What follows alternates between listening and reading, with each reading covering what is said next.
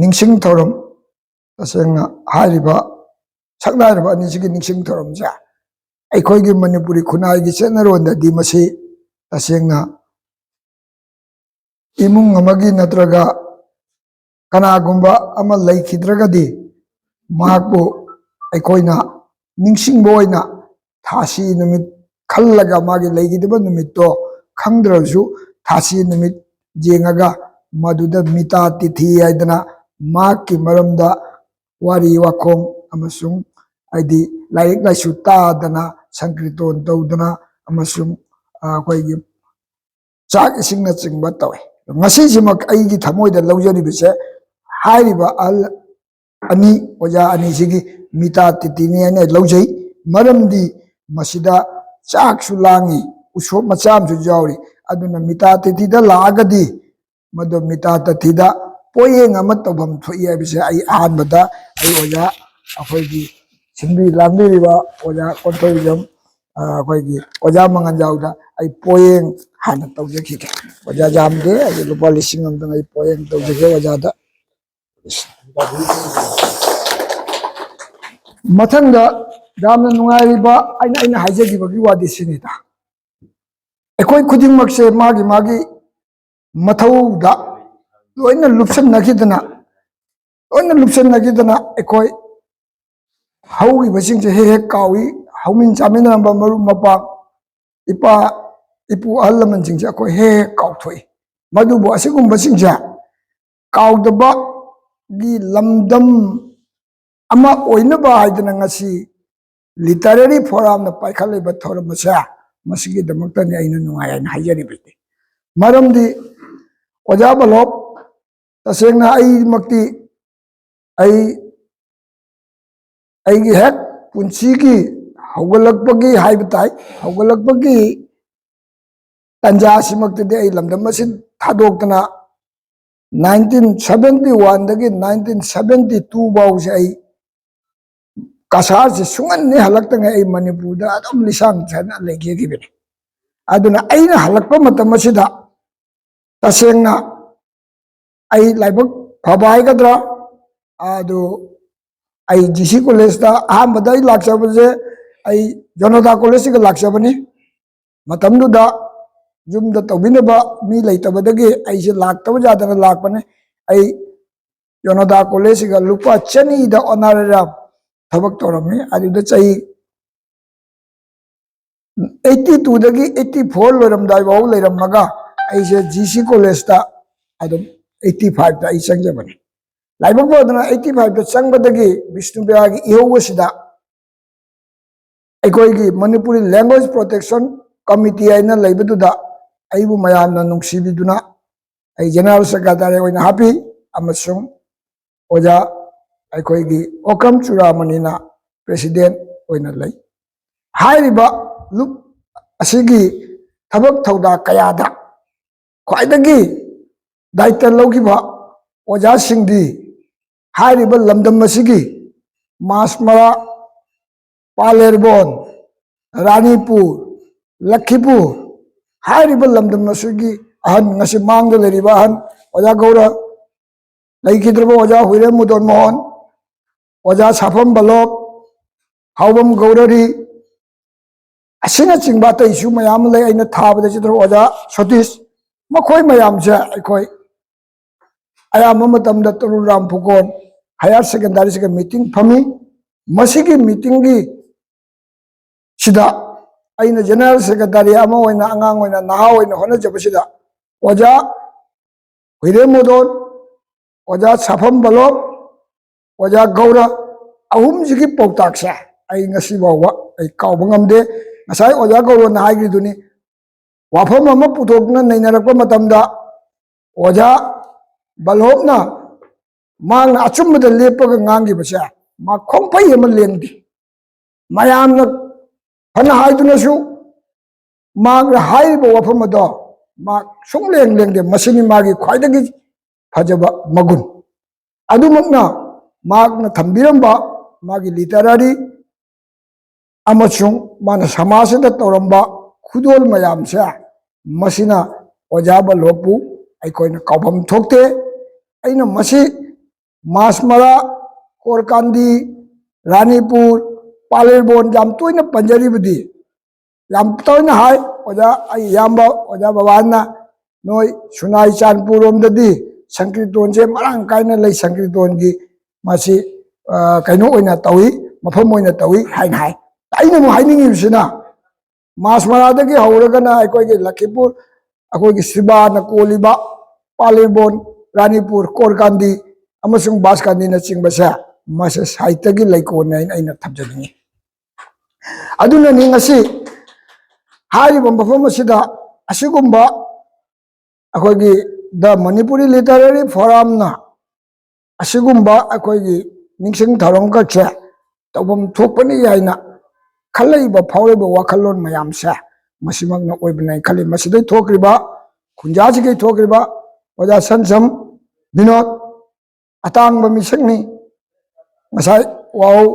बीबी गिबदा अखोय वमांग अखोय की नोट पीबदा ओजा बाबा तोना जाम फजना हाइबिगी हौगिबा अईबा मयाम असिगी मखोयगी निंगसिंग थरम मतम मतमगी ओइना पांगथोखिबगी वारी ओजाना हाइबिरमदा सिना ताकपदी हाइरिबा अखोयगी साहित्यगी वाखलोनगी पुकई अमसुंग लैकोनसे लमदम असिदनी आइना थमजनिंगी अदुना ओजा बलहोकी माना थंबिरंबा मागी कुदोल अमसुंग मागी लिटरेरी अमसुंग मागी थौना मागी हाइग्रगा होंगदबा मसिगिदमक्ता ओजा बलहोपु हन्ना हन्ना थमोइनुंगदगी खुरमजबगा लोइना मागु सेलूट कचरी अमसुंग माकी थवाई मिरेलना लैरंगदोब मफमदो मधुदा यामना मतिंग लैना लैबीगिबा ओइसनु हाइबदो ईश्वरगी मफमदा आई थौनिजगे अदुगा अनीसुबदा आइगे नुंगसिजरबा आइदो मरुप हाय चहीददी आइना खरा हल्ले आई 51 नि माना 55 नि अखोइसे अदुबो ओजा इंद्र बाबू से मा काइगा खंगगिबसे इलाहाबाद तगिनी मरमदी 80 81 अदवाइदो होइनी अइसे ngasa हाइजगिबदुनी 71 दगी चखिबदुना 82 83 द्वाइदुदा मणिपुर थादोरकपनी अदुना अइसे दम मणिपुर की मी ओइ लेग्रबनी हाइबसे जुमदा सुंगन हलकिद्रबनी अइगा जुमगा मरी सुंगै लेनगिदबनी अइसे शरद चंद्र की श्रीकांतो की टाइप ता लेयुरबनी मरमदी मतमदुदा अइसे कसारगिना अइसे कनानसु खंगदे कसादगी लाखिबा अखोयगी कोयम कामिनी जनता कॉलेज की professor Oramba Mutum बाबातोन अजयदुगे जोयमती कायना Moina MA तम लापसिगा मोय अइसे मसक खंगदे अदु आइना ताकपनी मतमसिदा अइसे समजे याम सांगमे समजे आई नंगन मयाई यौना सांगमे आई समझे अदुना मसे समझे आई हाइगतलगा पंजाबी अंगांगसिंग पुल्लिबा दुमाय दौना अइसे रुमाल अपाकपदुना तौरा कोखलगा पुल्लना लेरमने आई पंजाबी मचा तौना तौरमे अद हुजिक तौरे सुमाय दौना जांग कंगमदे जा इसेंग सेंगना पीएसोबा मतुम तासलमी आदो मतुम ताना माय मिट का खरा फुल्लमी हुजिकती दुम अहनजु ओरमने खरा कोपथारे एनीवे अदो मोय आइबु कनानासु खंगबसु ngamde आई मणिपुर मचा तौना लैखी अदुदा अइसे मतम कुइना मणिपुर दा लाइक तमदद्रा मांगना लैरुरगा अमुक अमुक ओंजनना जाम थेंगना अइसे लाइक तंबा हुई लाइक तंबसे आई अमुक्ता आई एलएमएस लो कॉलेज ता लोगा मणिपुरी एमए गा अनिमक मिंग चंजलिंग आउरी फैरी तौदना अदु ममैदा लोजे पुथांगमददना आई तुओगा मणिपुरी एमए रोमदा ओजल्ली अदु ngसाइगी ngausanaba pamakpa wakhallon ama jumjawbnina aise adum university da matamda Jawaharlal Nehru University Delhi ki center ni hujiki Manipur University se nate chhatraju department amamamda masing yam ling na lei adu department khuding mag akoi khuding mag singsa loina khangnai loina luna chana tawnai university da supna department panung punjalaga chhatra cham nangai dagi kasu hende hujiki matamda department amgi mibo oiba nate matamasida ai asaigi adum Manipur macha oina leiramnina aise asaigi like तो अमुक तमनिंगोबनिना hostel दा इसे याम थेंगना hostel दा चंगे MA final तौरपदुगा आई hostel दा चंगे चंगबसिदा आइसे याम लेरमीबो hostel की छात्र मयाम दो ꯃꯌꯥꯝꯁꯤꯗꯒꯤ ꯑꯩꯅ ꯁꯤꯅꯤꯌꯔꯒ ꯑꯣꯏꯔꯦ ꯏꯝꯐꯥꯜꯗ ꯆꯥꯛꯇꯥꯕ ꯑꯣꯏꯅ ꯇꯧꯗꯨꯅ ꯈꯔꯁꯨ ꯂꯝꯍꯦꯟꯕ ꯑꯣꯏꯅ ꯇꯧꯗꯨꯅ ꯃꯌꯥꯝꯅ ꯑꯩꯁꯦ ꯌꯥꯝ ꯅꯨꯡꯁꯤꯅ ꯄꯨꯝꯅꯃꯛꯅ ꯑꯩꯁꯦ ꯂꯩꯔꯝꯃꯤꯕ ꯑꯩꯈꯣꯏꯒꯤ ꯑꯁꯥꯃꯤꯁ ꯃꯆꯥꯁꯤꯡ ꯁꯥꯎꯠꯀꯤ ꯃꯆꯥꯁꯤꯡ ꯌꯥꯝ ꯇꯝꯃꯝꯃꯤ ꯑꯗꯨꯒ ꯃꯅꯤꯄꯨꯔꯗꯒꯤꯁꯨ ꯂꯋꯥꯏ ꯊꯋꯥꯏꯗꯒꯤ ꯍꯥꯏꯒꯠꯂꯛꯑꯒ ꯍꯣꯁꯇꯦꯜꯗ ꯂꯩꯕꯒꯤ ꯋꯥꯅꯤ ꯑꯩꯅ ꯏꯝꯐꯥꯜ ꯃꯅꯨꯡꯗꯒꯤ ꯉꯥꯎꯁꯟꯅꯗꯧꯕꯒꯤ ꯉꯥꯎꯁꯟꯅꯔꯨꯔꯒ ꯍꯣꯁꯇꯦꯜꯗ ꯂꯩꯕꯅꯤꯅ ꯃꯣꯏꯅ ꯑꯩꯁꯦ ꯏꯝꯐꯥꯜ ꯃꯆꯥꯅ ꯍꯥꯏꯅ ꯈꯟꯗꯅ ꯃꯌꯥꯝ ꯄꯅꯪꯅ ꯑꯩꯁꯦ ꯆꯥꯆꯥ ꯆꯥꯆꯥ ꯍꯥꯏꯅ ꯀꯧꯏ ꯑꯗꯨꯒ ꯆꯥꯆꯥ ꯀꯧꯕꯒ ꯂꯣꯏꯅꯅ ꯑꯩꯁꯦ ꯍꯣꯁꯇꯦꯜꯗ ꯄ꯭ꯔꯦꯁꯤꯗꯦꯟꯁꯨ ꯑꯣꯏꯍꯜꯂꯤ ꯑꯗꯨꯒ ꯌꯨꯅꯤꯚꯔꯁꯤꯇꯤꯗꯨꯒ ꯑꯩꯈꯣꯏꯒꯤ ꯃꯇꯝ ꯑꯗꯨꯗ ꯑꯩꯈꯣꯏ ꯀꯥꯎꯟꯁꯤꯂꯔ ꯍꯥꯏꯗꯅ ꯑꯩꯈꯣꯏꯁꯦ ꯖꯦꯅꯔꯦꯜ ꯁꯦꯀ꯭ꯔꯦꯇꯔꯤ ꯑꯗꯨꯒ ꯄ꯭ꯔꯦꯁꯤꯗꯦꯟ ꯍꯥꯏꯅ ꯂꯩꯔꯝꯗꯦ ꯑꯩꯈꯣꯏ ꯀꯥꯎꯟꯁꯤꯂꯔ ꯍꯥꯏꯅ ꯂꯩꯔꯝꯃꯤ ꯑꯗꯨꯃꯥꯏꯅ ꯇꯧꯗꯅ ꯑꯩꯈꯣꯏꯁꯦ ꯄꯣꯖꯤꯁꯟ ꯑꯗꯨꯒꯤ ꯃꯔꯛ ꯑꯗꯨꯗ ꯑꯩꯁꯨ ꯋꯥꯟ ꯑꯣꯐ ꯗ ꯀꯥꯎꯟꯁꯤꯂꯔ ꯑꯣꯏꯔꯒ ꯗ꯭ꯔꯥꯃꯥꯇꯤꯛ ꯑꯩꯅ ꯂꯥꯛꯆꯔꯤꯕꯁꯦ ꯉꯁꯥꯏ ꯑꯩꯒ ꯑꯣꯖꯥ ꯏꯟꯗ꯭ꯔ ꯕꯥꯕꯨꯒ ꯈꯪꯅꯔꯨꯕꯒꯤ ꯋꯥꯔꯤ ꯄꯔꯛꯀꯦ ꯇꯧꯖꯕꯅꯤ ꯑꯗꯨꯅ ꯑꯩꯁꯦ ꯗ꯭ꯔꯥꯃꯥꯇꯤꯛ ꯌꯨꯅꯤꯌꯟ ꯑꯗꯨꯗ ꯌꯨꯅꯤꯚꯔꯁꯤꯇꯤꯒꯤ ꯗ꯭ꯔꯥꯃꯥꯇꯤꯛ ꯌꯨꯅꯤꯌꯟꯗꯨꯒ ꯑꯩꯁꯦ ꯃꯣꯏꯅ ꯄ꯭ꯔꯦꯁꯤꯗꯦꯟ ꯍꯥꯞꯆꯤꯟꯕꯤꯔꯦ ꯑꯗꯨꯒ ꯑꯩꯅꯁꯨ ꯑꯗꯨꯝ ꯗ꯭ꯔꯥꯃꯥ ꯏꯁꯥꯅ ꯇꯧꯖꯗ꯭ꯔꯒꯁꯨ ꯑꯗꯨꯒ ꯗ꯭ꯔꯥꯃꯥ ꯌꯣꯛꯈꯠꯄ ꯄꯥꯝꯕ ꯂꯤꯇꯔꯦꯆꯔ ꯇꯝꯃꯨꯔꯕꯅꯤꯅ ꯁꯥꯍꯤत्य ꯌꯣꯛꯈꯠꯄ ꯄꯥꯝꯕ ꯃꯤꯁꯛ ꯑꯃ ꯑꯣꯏꯕꯗꯒꯤ ꯑꯩꯁꯦ ꯗ꯭ꯔꯥꯃꯥꯇꯤꯛ ꯌꯨꯅꯤꯌꯟꯗꯨꯒꯤ ꯑꯩꯈꯣꯏꯒꯤ ꯌꯨꯅꯤꯚꯔꯁꯤꯇꯤꯒꯤ ꯗ꯭ꯔꯥꯃꯥꯒꯤ ꯀꯩꯅꯣꯗꯨꯒꯤ ꯑꯩꯈꯣꯏꯒꯤ ꯌꯨꯅꯤꯌꯟ ꯑꯗꯨꯒꯤ ꯑꯩꯁꯦ ꯄ꯭ꯔꯦꯁꯤꯗꯦꯟ ꯑꯣꯏꯅ ꯍꯥꯞꯄꯤ ꯃꯇꯝ ꯑꯁꯤꯗ ꯑꯦꯂꯥꯍꯥꯕꯥꯗꯇ ꯁꯣꯔꯠ ꯄ꯭ꯂꯦ ꯗ꯭ꯔꯥꯃꯥ ꯀꯣꯝꯄꯤꯇꯤꯁꯟꯁꯦ ꯄꯨꯕ ꯇꯥꯔꯛꯈꯤ ꯄꯨꯕ ꯇꯥꯔꯛꯄꯁꯤꯗ ꯑꯣꯖꯥ ꯑꯦꯂꯥꯡꯕꯝ ꯗꯤꯅꯃꯅꯤꯅ ꯑꯩꯈꯣꯏꯒꯤ ꯇꯤꯝ ꯂꯤꯗꯔ ꯑꯣꯖꯥꯒꯤ ꯑꯣꯏꯅ ꯌꯥꯎꯏ ꯑꯗꯨꯒ ꯑꯩꯅ ꯁꯦꯀ꯭ꯔꯦꯇꯔꯤ ꯅꯣꯡꯃ ꯄ꯭ꯔꯦꯁꯤꯗꯦꯟ ꯑꯃ ꯑꯣꯏꯅ ꯑꯩꯈꯣꯏꯒꯤ ꯗ꯭ꯔꯥꯃꯥ ꯇꯤꯝ ꯑꯃ ꯑꯩꯈꯣꯏ ꯃꯅꯤꯄꯨꯔꯗꯒꯤ ꯑꯦꯂꯥꯍꯥꯕꯥꯗꯇ ꯄꯨꯖꯩ ꯃꯁꯤ ꯄꯨꯕꯁꯤꯗ ꯃꯇꯝꯗꯨꯗ ꯁꯥꯟꯅꯈꯤꯕ ꯂꯤꯂꯥꯁꯦ ꯃꯨꯛꯅꯥ ꯀꯥꯡꯖꯩ ꯍꯥꯏꯅ ꯂꯤꯂꯥꯗꯨꯒꯤ ꯗ꯭ꯔꯥꯃꯥꯗꯨꯒꯤ ꯃꯃꯤꯡ ꯃꯨꯛꯅꯥ ꯀꯥꯡꯖꯩ ꯍꯥꯏꯗꯅ ꯑꯗꯨꯒ ꯃꯨꯛꯅꯥ ꯀꯥꯡꯖꯩꯁꯤꯗ ꯑꯩꯈꯣꯏꯒꯤ ꯁꯃꯥꯖ ꯔꯤꯐꯣꯔꯝꯒꯤ ꯑꯩꯈꯣꯏꯒꯤ ꯌꯥꯝ ꯐꯖꯕ ꯇꯦꯛꯅꯤꯛ ꯑꯃ ꯇꯧꯈꯤ ꯑꯗꯨꯒ ꯄ꯭ꯔꯥꯏꯖꯁꯨ ꯐꯪꯉꯛꯈꯤ ꯃꯁꯤꯒꯤ ꯆꯠꯄꯁꯤꯗ ꯑꯣꯖꯥ ꯏꯟꯗ꯭ꯔ ꯕꯥꯕꯨ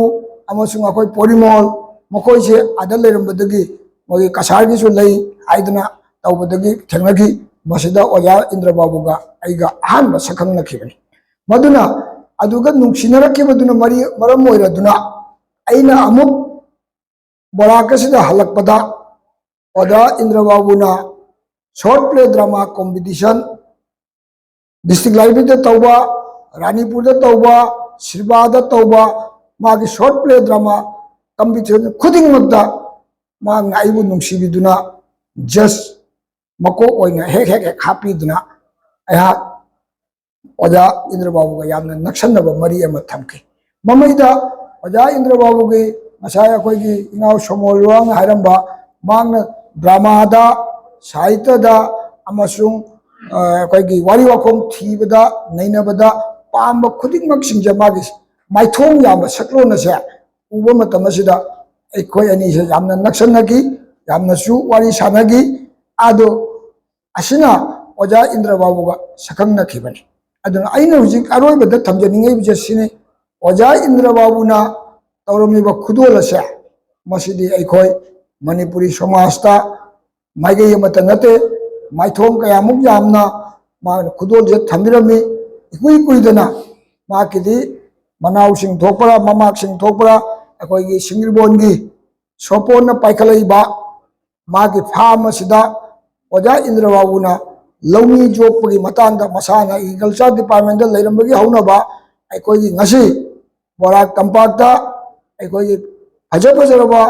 ꯑꯩꯈꯣꯏꯒꯤ ꯂꯧꯕꯨꯛꯀꯤ ꯂꯧꯐꯝ ꯁꯨꯕꯤꯗꯅ ꯃꯥꯡꯍꯟꯗꯅ ꯑꯩꯈꯣꯏꯒꯤ ꯅꯍꯥꯔꯣꯜꯅ ꯑꯀꯦꯝ ꯄꯥꯠꯇ ꯕꯥꯏꯛ ꯇꯣꯡꯗꯨꯅ ꯀꯣꯏꯗꯨꯅ ꯂꯪꯕꯁꯤꯗ ꯊꯕꯛꯇ ꯊꯋꯥꯏ ꯌꯥꯎꯍꯟꯅꯕꯒꯤꯗꯃꯛꯇ ꯑꯩꯈꯣꯏꯒꯤ ꯁꯣꯄꯣꯟꯅ ꯄꯥꯏꯈꯠꯄꯁꯤꯗ ꯑꯣꯖꯥ ꯏꯟꯗ꯭ꯔ ꯕꯥꯕꯨꯒꯤ ꯃꯍꯥꯛꯀꯤ ꯑꯦꯗꯚꯥꯏꯁ ꯃꯥꯒꯤ ꯄꯥꯎꯇꯥꯛ ꯃꯥꯒꯤ ꯈꯨꯗꯣꯜ ꯌꯥꯝꯅ ꯂꯩ ꯃꯗꯨꯅ ꯑꯩꯈꯣꯏ ꯇꯟꯖꯥꯗ ꯑꯣꯖꯥ ꯏꯟꯗ꯭ꯔ ꯕꯥꯕꯨꯒ ꯂꯣꯏꯅꯅ ꯑꯩꯈꯣꯏꯅ ꯐꯝꯃꯤꯟꯅꯕ ꯃꯇꯝꯗ ꯆꯨꯝꯅ ꯉꯁꯥꯏꯒꯤ ꯑꯩꯅ ꯉꯁꯥꯏ ꯁꯣꯃꯣꯜ ꯂꯨꯋꯥꯡꯅ ꯍꯥꯏꯕꯤꯔꯝꯕ ꯁꯥꯍꯤत्य ꯗ꯭ꯔꯥꯃꯥ ꯑꯃꯁꯨꯡ ꯍꯤꯁꯇꯣꯔꯤꯌꯥꯟ ꯑꯃ ꯑꯣꯏꯕꯇ ꯅꯠꯇꯅ ꯃꯥꯅ ꯂꯧꯃꯤ ꯑꯃ ꯌꯣꯛꯈꯠꯀꯗꯕꯅꯤ ꯍꯥꯏꯕꯁꯦ ꯃꯁꯤꯒꯤ ꯃꯇꯥꯡꯗꯁꯨ ꯃꯍꯥꯛꯀꯤ ꯌꯥꯝ ꯆꯥꯎꯔꯕ ꯈꯨꯗꯣꯜ ꯂꯩ ꯃꯔꯝ ꯑꯗꯨꯅ ꯍꯥꯏꯔꯤꯕ ꯑꯣꯖꯥ ꯏꯟꯗ꯭ꯔ ꯕꯥꯕꯨ ꯑꯃꯁꯨꯡ ꯑꯣꯖꯥ ꯁꯥꯐꯝ ꯕꯜꯂꯣꯞ ꯑꯅꯤꯒꯤ ꯉꯁꯤ ꯅꯤꯡꯁꯤꯡ ꯊꯧꯔꯝ ꯃꯤꯇꯥ ꯇꯤꯊꯤ ꯑꯁꯤꯗ ꯃꯌꯥꯝꯅ ꯂꯦꯡꯕꯤꯔꯛꯇꯨꯅ ꯃꯁꯦ ꯑꯩꯅ ꯑꯣꯖꯥ president hangjai barton humudra humudra muk tawbani ay adu tilliba mi se nara bo jangai gi mathangni adu kasu thoidokte masi ekoi gi jam phajaba thoramni maramdi ngasi je ekoi gi maro pastor nobin gi su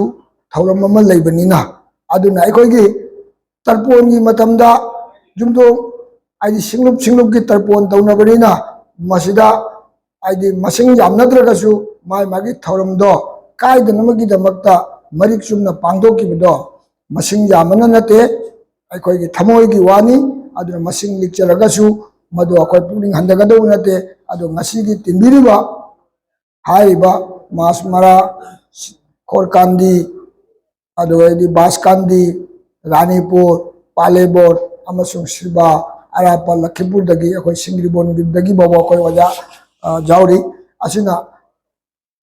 aiba tangai phadadna ekoi masigi thorom je saruk jane ne laiba khuding mapo ayak thamoi sena ayak thagat chaba phongdok chai aduga loina na the Manipuri Literary Forum masparana thawdok khudingi asu khangjadraba haijadraba ayakbu nimantron katpiratuna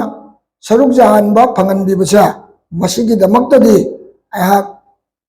the Manipuri Literary Forum gi sabapati secretary amasung thawroi khuding mapu hanna thagatchaba phongdokchaba loinana khuramjari loinana ki wai khara sida mayamna penbiu haina ai masi haijani aduga ai amatanga notion jaramge ngasa ko gi waja secretary babanna secretary nate akoi gi Kamini Kumar Award phangba akoi waja kari asai wajana habiramba jam phajai ngasigi kano akoi waja ani sigi chapchaba makoi ani gi maramda naina wareng mayam ama punjalaga karigumba book form da ama puthokna ba ka hona ba ka haibasa masi jam phajaba proposal ni ado asigumba ningsing thoramda tawbagi mahutta makoi gi live and passage haiba gi style da aidi animak nomata thada bidaba ama gaktang da mi mari na manga amna pan bidana misak adugi damakta wareng mari manga ama phangagadi wareng mari manga do akoi literary forum na book form da uthok pirakpa do jam phajana inkali ojana pirakpa proposal do aduga chumna akoi gi mage ningsing thoram dadi dais ta mi yam leibanina dais ki ngang na bagi matam kaithokki bada naina bagi chang do watene adugi mahudda hairiba punchi wari da naina bagi damakta mioi mari manga gumada topic singje pithok piraga masi naina raga book form da ama puthok pirak bagi thorang da Manipuri Literary Forum na hairiba oja sapam balobta nate oja Indra Babu da nate haugriba oja Khoirudin oja Shahid ade oja bin Sansam Binod ache dugi akoi gi oja mudo hiram mudo masina chingba chingja masi tawbiragadi masi akoi tungi angang singna aidi makoi gi mathau mangam singdo kayamuk yamna marik chumna pangtho megi haibdo akoi da madu tamjaningai gi posak ama oingai na masi ai hajani thank you mayam